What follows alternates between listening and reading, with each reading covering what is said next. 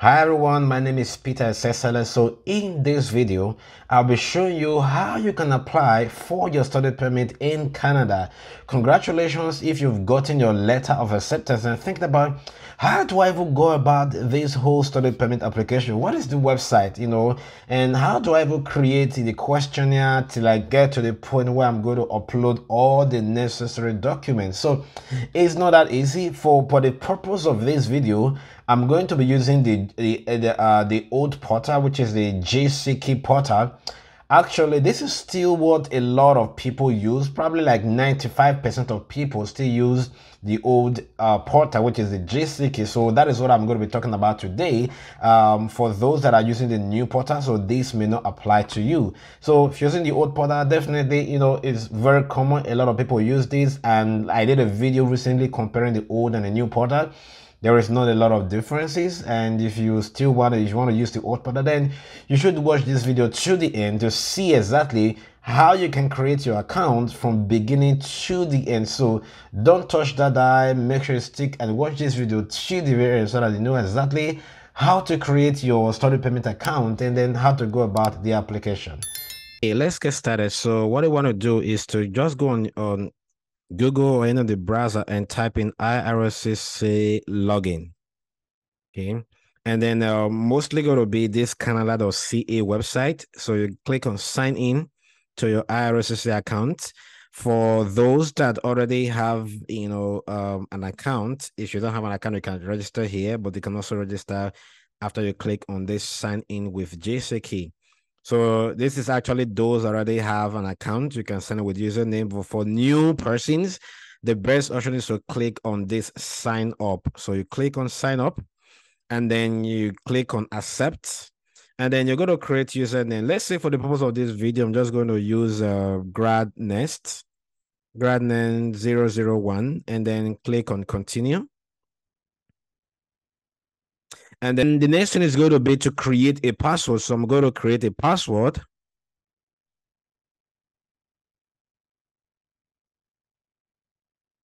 So just make sure you pick something that you can remember and then write it down. If the password is okay, and they're going to say continue. And then this is going to be recovery questions, right? So first pet name, you can just put in, if you have a cat, depends on you. Memorable person, I'm just going to put in Joshua. I'm just going to put in my friend. Memorable date, probably just put in 2020 0101. Then I'm just going to put in New Year Day, so you are just do whatever that is you're going to remember. Okay, so this email, if you want to add an email now, you can actually add the email, but if you don't want, you can actually add it later. Then if I don't want to add it now, I'm just going to click on skip. So I have my everything ready now, GradNext 001. I'm going to click on continue. And then the next thing is going to be accept terms and conditions. So definitely, please read through all of these things because I've done it a couple of times. I've read through it, so I know exactly what they're talking about. I click on accept. And then they're going to ask you to create a name. So I'm just going to put in, let them just use an actual name here. Joy Okoje. Sorry. That's actually the given name. And then here's going to be surname. Email, I'm just going to put gradness001@gmail.com. And then they're going to ask you if you preferred language English. For those that are French, you can actually put in there. And then security question, just going to put any one of your choice, first month of the year. I put in January, second month of the year. Just going to put in February. Am I correct? Okay. Then the last month of the year. So whatever question you think you can remember, because anytime you want to sign in, they're going to be asking you one of these questions. So I advise you to actually, it's better to fill in something that you can actually remember, right? Last month of the year, I'm just going to put in December. And then let's say which country. Which country am I applying for? I'm just going to put in Canada, okay? And then you click on continue. Make sure you save this. And once you have this, the next thing is to click on apply to come to Canada. You don't have a reference code if you're applying for the very first time, okay? Just click on here, visit study permit. If you're doing express entry, you go to the other one. What would you like to do in Canada? Study. How long are you planning to stay? Temporary, more than 6 months. What's the code of your passport? I'm just going to put in Nigeria. What's your current country of residence? Superior country. Current country of residence. I'm just going to put in Nigeria for the purpose of this video. And then, do you have a family member who is a permanent resident? No. And then, what's your birthday? Just select. And then, this is not my birthday, so I just put in any kind of date. Then you go to information. Are you a lawful permanent resident of the United States? No. And then, have you been accepted to a designated institution? Yes. And then, what is your marital status? For now, I'm just going to put in, never married or single. What is your country or province or territory of destination? Though this is going to be wherever province your school is. So for now, I'm just going to put in Alberta. And then the next one is going to be, okay, they've already said I'm eligible for study permit. That's interesting. So I click on continue. And then they are going to ask some more questions to know how exactly the documents that they're going to bring out for you. Click on continue. Do you have a valid work permit and need a visa? No. Then the next one, are you an S10 student? Nope. Is work an essential component? So if you're applying for a college or a university and there is an internship component in your study, this is going to be yes. But if not, it's going to be no. You're going to have it in your admission letter if it is required. Are you a spouse or common law or a child of a skilled worker? Nope. So maybe if you already have your spouse in Canada, they have a status, the international student, then you can click on yes. If you've gotten any kind of scholarship, Commonwealth scholarship and all of those kind of other scholarships that is mostly government funded, then you can click on yes. But if not, you click on no. And then click next. Are you accompanying a family member? No. This is for those that are applying first time, right? So you're not really accompanying anybody. And then, have you ever committed, been arrested? No. If you click on yes for that, and if that's actually yes, then that's a problem. Have you done medical exams? So if you plan to do upfront medicals, you click on yes.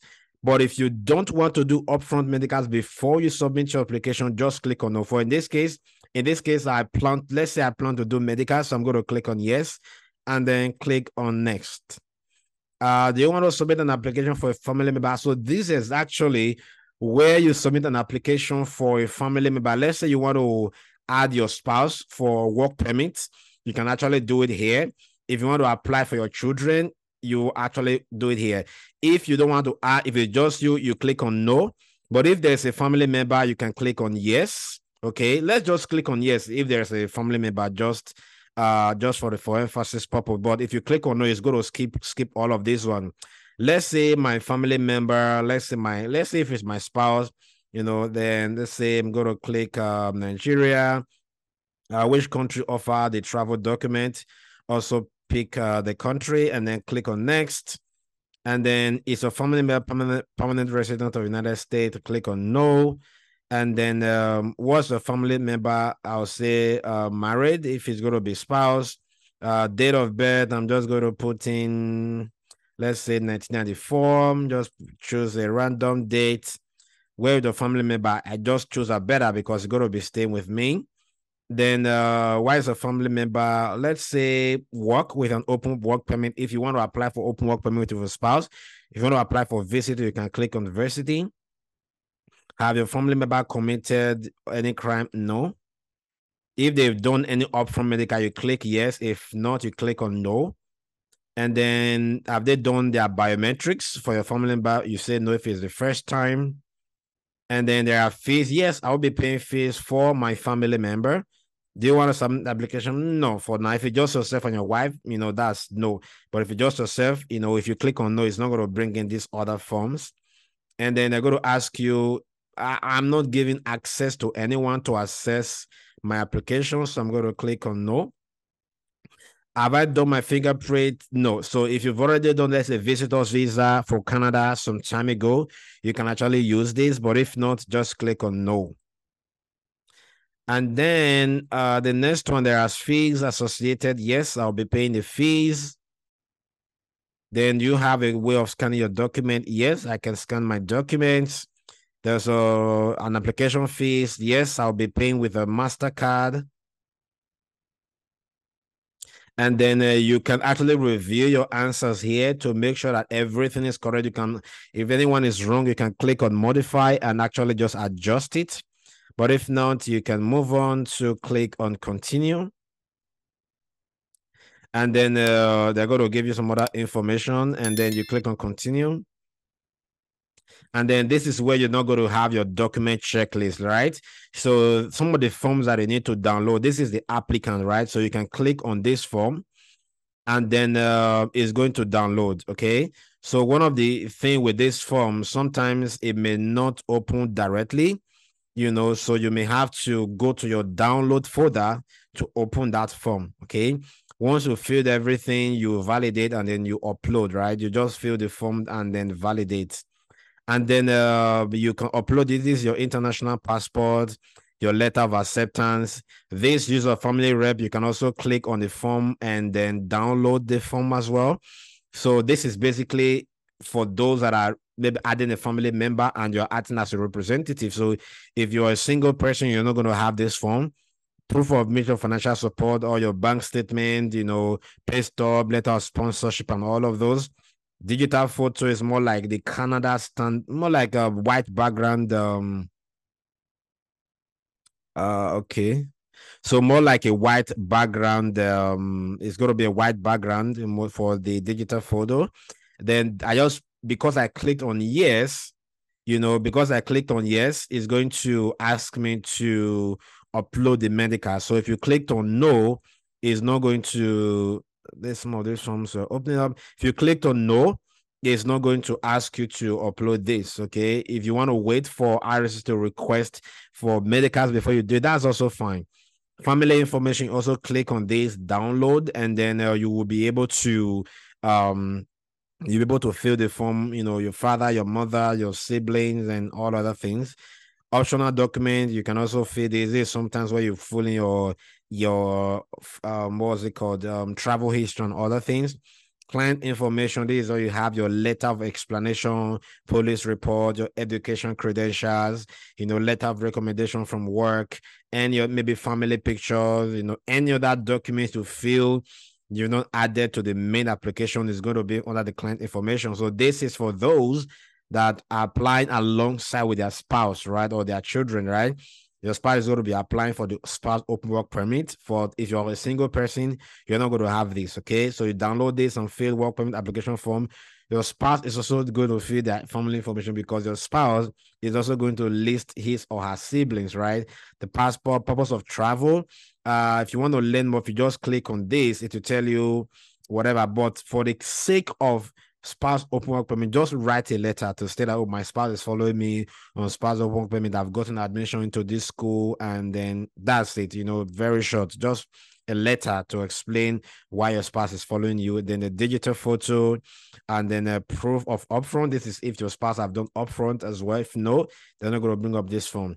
You can also fill this TROV, and then, if possible, your spouse can also write a letter of explanation to state why they are full accompanying, their spouse, and then just talk about themselves, what they are currently doing, then they can also add their education credentials, letter of reference, if they're working, if they are their own company, their corporate affairs registration, and a whole lot of other things. And then once you finish everything, the next thing is going to pay, right?